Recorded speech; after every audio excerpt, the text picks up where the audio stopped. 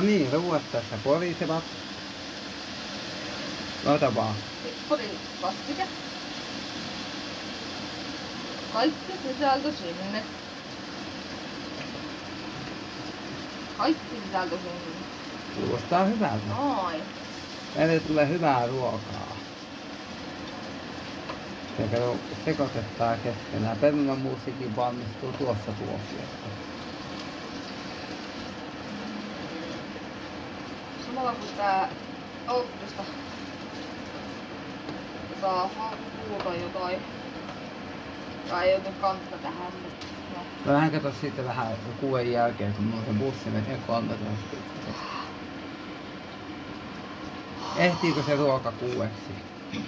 En tiedä, joo ehtii. Joo, hyvä, koska mä lähden kato 6 jälkeen taas siihen kotiin. Valmistukseen ei mene kauan. Ai siihen, kauas siihen menee. Anteeksi, ei mitään hätää. Muutama minuutti. Okei, no sit mä ehdin ihan. No sit mä kerkiin ihan hyvin. Ehkä toi kiehottaa ensin toi maito, niin mä laitan sitten. Tähän voit laittaa vielä vähän karrin maustetta. Mä tuun täältä kuvaamaan. Karrin sekoitus.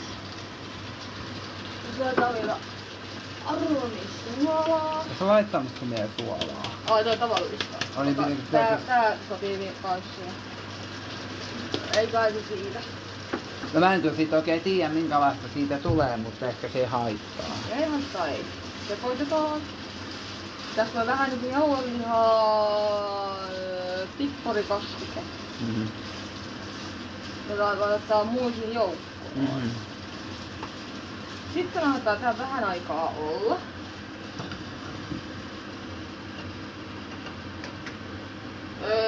Joo, toi nollilla. Seuraavaksi